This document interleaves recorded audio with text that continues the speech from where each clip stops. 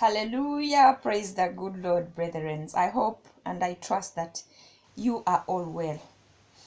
Today we are talking about tithing. Tithing, offerings of first fruits together. But before we continue, allow me sing to you this and listen to the lyrics. This Bible is for the whole of it. Both the New Testament and the Old Testament is for all of us, for our own use.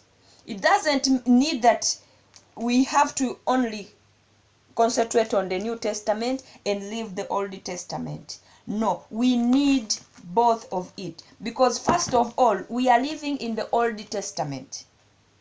Most of us are still living in the Old Testament. So there is no way you're going to tell me that you're going to ignore what was taught in the Old Testament. By the way, even before going to that, do you know that so many things that were talked about in the Old Testament were not discussed in the New Testament? And that's why the New Testament is having fewer books than the Old Testament. Why? There was no need to repeat of God's word. He said it from the beginning because he is the Alpha and the Omega. So he doesn't have to repeat it again in the New Testament. It was only those other matters that needed more hint, more concentration that Jesus addressed. Otherwise, whatsoever he didn't address remains the same, because his word remains the same and nobody can change it. Holy words, long preserved for our walks in this world, they resound with God's own art. Oh, let the ancient words impart, ancient words ever true, changing me and changing you. Please come with an open heart and let the ancient words impart, ancient words ever true, changing me and changing you. Please come with an open heart and let the ancient words impart. Straight away, let's go to Hebrews chapter 7. From verse 4 to 10. I will read. Now consider how great this man was, to whom even the patriarch Abraham gave a tenth of the spoils.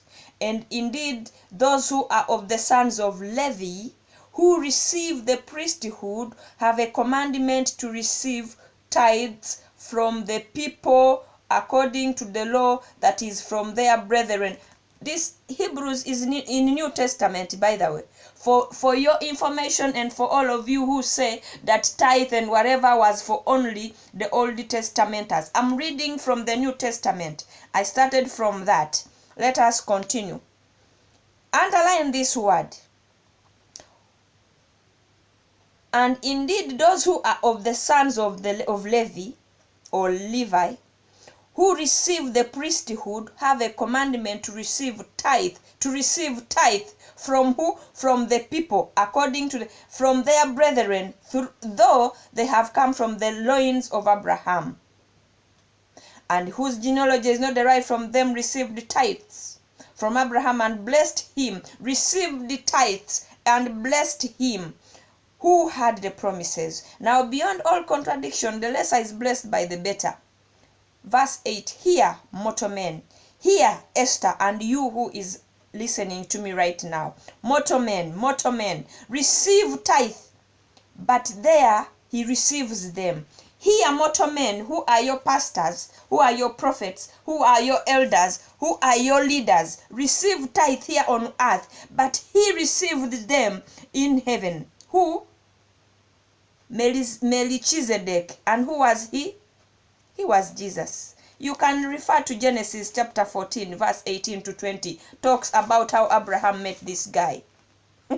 My sweet Jesus. Our sweet Jesus. But there he receives them, of whom it is witness that he lives. Even Levi, who receives tithes, paid tithes through Abraham. This means, okay, let me first finish up. So, to speak, for he was still in the loins of his father when Melchizedek met him.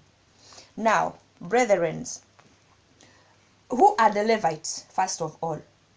The Levites are the priests, the royal priesthood. And who are they? It is me and you. Matthew chapter 28, verse 18. Jesus gave us a command to go in the whole world and be his disciples and witness him. You are supposed to be a priest. I'm supposed to be a priest. And priests are now your current pastors, your current prophets, leaders, and everyone. But we are all supposed to be that.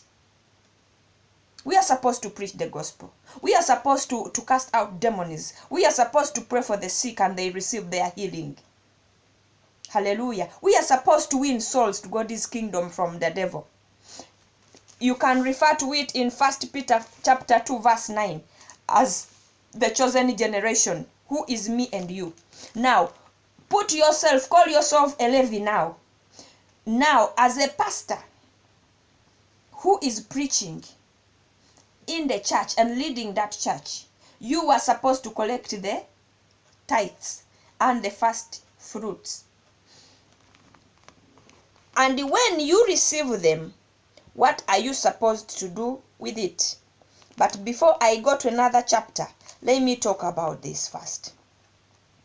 Now, Abraham tithed even before the Old Testament was written. He didn't know about any law. The laws were given for tithe and what from Exodus, Deuteronomy, Numbers, Leviticus to Moses. But Abraham tithed. What is tithe? A tithe is like a thanksgiving. Like to thank God for what he has done for you. It's supposed to be out of the increase that you receive. And this means that you are supposed to give it as a priority. Because you can't thank God the last.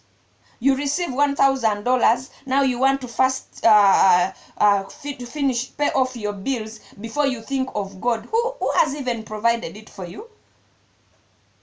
If I give you something and you thank me at last, will I be happy? Or vice versa to you, will you be happy? Definitely no. It has to be taken as the thanksgiving has to be taken as the first priority. Because first of all, brethren, your needs will never end. Even the presidents right now are in need of money. So you can't tell me that you'll ever be with excess increase before you give thanks what God has given you. It is totally impossible. It is totally impossible. So Abraham had a heart to thank God for what he did for him during the war in Sodom and Gomorrah, when the son of his brother Lot was being taken captive. So after having won that battle and he met Jesus, he gave him a tithe of all his spoils. These are spoils that he got out of fighting, out of the war. You know, I fight with you, I defeat you, and I take whatever you have. I grab it. You know, if it was the current Christian, we'll say no.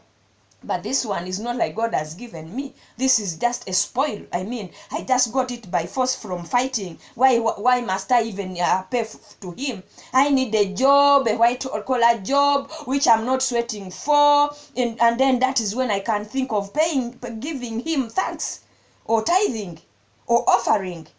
But Abraham thanked God for having made him, handed over the enemies to him. This is a heart of thanksgiving.